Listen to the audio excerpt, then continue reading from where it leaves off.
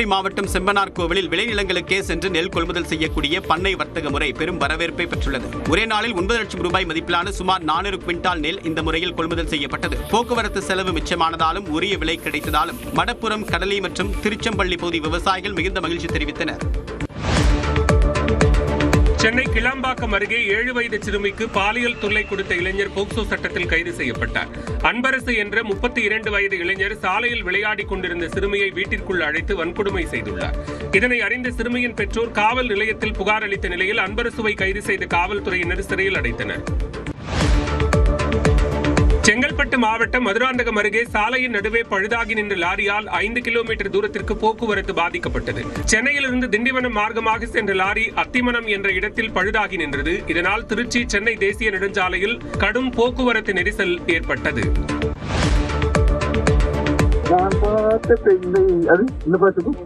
காதலர் தின வாழ்த்தை எக்ஸ் தளத்தில் பதிவிட்டுள்ள நடிகர் பிரபுதேவா, நடிகர் வடிவேலுவுடன் பாடல் பாடியபடி ஜாலியாக நடந்து செல்லும் வீடியோவை பகிர்ந்துள்ளார்.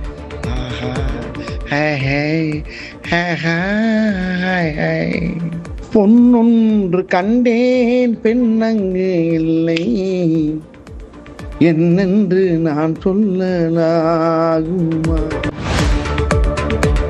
அரியலூர் மாவட்டம் ஆண்டிமடம் அருகே இருசக்கர வாகனத்தை தராத ஆத்திரத்தில் தந்தை மீது பெட்ரோல் ஊற்றி எரித்ததாக மகனை போலீசார் கைது செய்துள்ளனர். ராங்கியம் கிராமத்தைச் சேர்ந்த பிச்சை பிள்ளை என்பவரிடம் இருசக்கர வாகனத்தை கேட்டு அவரது மகன் மணிகண்டன் மது போதையில் தகராறு செய்ததாக கூறப்படுகிறது. வாக்குவாதத்திற்கு பின்னர் பெட்ரோல் வாங்கி வந்த மணிகண்டன் வீட்டில் இருந்த தந்தை மீது திடீரென பெட்ரோலை ஊற்றி எரித்ததாக கூறப்படுகிறது. இதில் படுகாயமடைந்த பிச்சை பிள்ளை மருத்துவமனையில் அனுமதிக்கப்பட்டுள்ளார். திருச்சி மாவட்டம் மணப்பாறை அருகே மஞ்சம்பட்டியில் ஜல்லிக்கட்டு போட்டி விறுவிறுப்பாக நடைபெற்றது. வாடிவாசல் வழியாக சீறி பாய்ந்த காளைகளை அடக்க மாடுபிடி வீரர்கள் போட்டி போட்டனர்.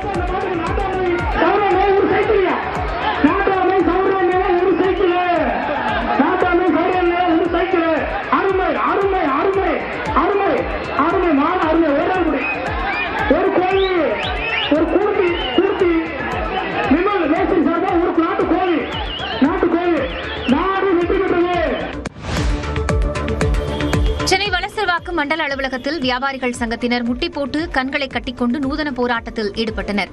கடைகளில் சோதனைக்கு வரும் அதிகாரிகள் 5,000 முதல் 25,000 ரூபாய் வரையில் அபராதம் விதிப்பதற்கு எதிர்ப்பு தெரிவித்து வியாபாரிகள் முழக்கங்களை எழுப்பினர்.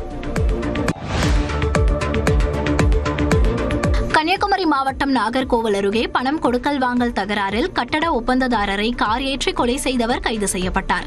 தெங்கம்புதூரை சேர்ந்த சகோதரர்கள் ஜெயக்குமார், விஜயகுமாருக்கும் தென் தாமரை குளத்தை சேர்ந்த ராஜதாசுக்கும் இடையே பண தகராறு இருந்ததாக தெரிகிறது. இது தொடர்பாக வியாழக்கிழமை மீண்டும் பிரச்சனை ஏற்பட்ட நிலையில் ராஜதாஸ் தனது காரை ஜெயக்குமார் மற்றும் விஜயகுமார் மீது ஏற்றியுள்ளார். இதில் பலத்த காயமடைந்த விஜயகுமார் உயிரிழந்தார். திருச்சி மாவட்டம் துவரங்குறிச்சி அருகே காட்டெருமைகள் விளைநிலங்களுக்குள் புகுந்து அட்டகாசம் செய்து வருவதாக விவசாயிகள் வேதனை தெரிவித்துள்ளனர். கரடிப்பட்டியில் தோட்டத்தில் காட்டெருமைகள் புகுந்ததால் சுமார் 1 ஏக்கர் பரப்பளவில் 60,000 ரூபாய் செலவு செய்து பயிரிடப்பட்ட பீர்க்கங்காய் கொடிகள் சேதமடைந்தன. காட்டெருமைகள் மிதித்ததில் ஒரு தாயாடு சம்பவ இடத்திலேயே பரிதாபமாக உயிரிழந்தது. தாய் இறந்தது தெரியாமல் அதன் மடியில் ஆட்டுக்குட்டிகள் பால் குடித்த காட்சி அங்கிருந்தவர்களை கண்கலங்க வைத்தது. சென்னை மதுரவாயல் அருகே கல்லூரி மாணவரை வழிமறித்து தாக்கி அதை வீடியோ எடுத்து சமூக வலைதளத்தில் பரப்பியதாக 4 பேரை போலீசார் கைது செய்துள்ளனர். வானகரத்தை சேர்ந்த டிப்ளமா மாணவர் அஸ்வினை வழிமறித்த கும்பல் தங்கள் தோழியிடம் எப்படி பேசலாம் என்று கூறி தாக்குதல் நடத்தியது. இதுகுறித்த வீடியோ அடிப்படையில் 2 சிறுவர்கள் உள்பட 4 பேரை போலீசார் கைது செய்தனர். புதுக்கோட்டை மாவட்டம் கோபாலப்பட்டினம் கிராமத்தினர் தங்கள் ஊர் குப்பை கிடங்காக மாற்றப்பட்டதாக கூறி மீமிசல் கிழக்கு கடற்கரை சாலையில் மறியலில் ஈடுபட்டனர். கோபாலப்பட்டினத்தில் கடந்த 1 வருடமாக குப்பைகள் தேங்கியிருப்பதாகவும் சுத்தப்படுத்த பலமுறை அரசு அதிகாரிகளிடம் கூறியும் குப்பைகள் அகற்றப்படவில்லை எனவும் குற்றம் சாட்டப்படுகிறது. நீதிமன்றம் அறிவுறுத்தியும் தனி குப்பை கிடங்கு அமைக்க ஆட்சியர் நடவடிக்கை எடுக்கவில்லை என்று கூறியும் மக்கள் போராட்டத்தில் ஈடுபட்டனர். காதலர் மகளிர் தினத்தையொட்டி ஹோசூர் சுற்றுவட்டாரத்தில் 20 பூக்கள் கொண்ட ஒரு கட்டு ரோஜா 1000 ரூபாயாக உயர்ந்துள்ளது. வழக்கமான நாட்களில் 200 முதல் 300 ரூபாயாக மட்டுமே இருந்த ரோஜா கட்டு விலை ஆன்லைன் வர்த்தகத்தால் உயர்ந்துள்ளது. சில்லறை சந்தையில் ஒரு பூ 50 முதல் 80 ரூபாய் வரையில் விற்பனையாகிறது. பூச்சி தாக்குதல், விலையின்மை காரணமாக பெரும்பாலான விவசாயிகள் ரோஜா சாகுபடியை கைவிட்டதும் விலை உயர்வுக்கு காரணமாக கூறப்படுகிறது.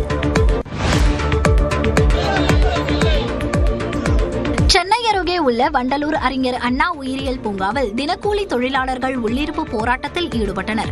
பணி நிரந்தரம், ஊதிய உயர்வு, சமவேலைக்கு சம ஊதியம் உள்ளிட்ட கோரிக்கைகளை முன்வைத்து அவர்கள் போராட்டம் நடத்தினர்.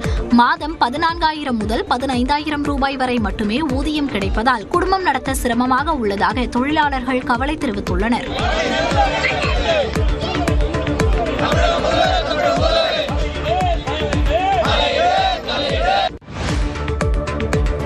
விழுப்புரம் மாவட்டம் கண்டாச்சிபுரம் அருகே கூலி தொழிலாளி சடலமாக மீட்கப்பட்ட நிலையில் அவர் கொலை செய்யப்பட்டதாக கூறி உறவினர்கள் மறியல் போராட்டத்தில் ஈடுபட்டனர். மழவந்தாங்கலை சேர்ந்த கூலி தொழிலாளியான ஐயனார் அதே பகுதியில் சாலையோரம் வெட்டு காயங்களுடன் ரத்த வெள்ளத்தில் உயிரிழந்து கிடந்துள்ளார். இதுகுறித்து அறிந்து அந்த பகுதிக்கு விரைந்து சென்ற ஐயனாரின் உறவினர்கள் அவர் கொலை செய்யப்பட்டதாக கூறி கண்டாச்சிபுரம் திருவண்ணாமலை சாலையில் மறியல் போராட்டத்தில் ஈடுபட்டனர். கடலூர் மாவட்டம் பண்ருட்டி நகராட்சியில் பாதையில் நிறுத்தப்பட்ட கால்வாய் பணியால் சாலையில் கழிவுநீர் தேங்கி நோய் தொற்று ஏற்படும் அபாயம் ஏற்பட்டுள்ளதாக பொதுமக்கள் சாலை மறியலில் ஈடுபட்டனர். திருவாதிகை குட்டை தெருவில் கழிவுநீர் கால்வாய் அமைக்கும் பணிகள் நடைபெற்று வந்தன. இந்த பணிகளுக்காக ஒரு பகுதியில் கால்வாய் மூடப்பட்டதால் கழிவுநீர் வெளியேற வழியின்றி சாலையில் தேங்கியது. இதை கண்டித்து பண்ருட்டி கடலூர் சாலையில் பொதுமக்கள் மறியலில் ஈடுபட்டனர். உத்தராகண்ட் மாநிலம் ராம்நகர் ஜிம் கார்பெட் தேசிய பூங்காவில் வனத்தின் பேய் என்று அழைக்கப்படும் அரிய வகை ஆந்தை காணப்பட்டது. இந்த ஆந்தை வனவிலங்கு ஆர்வலர்களிடையே மிகுந்த உற்சாகத்தை ஏற்படுத்தியுள்ளது.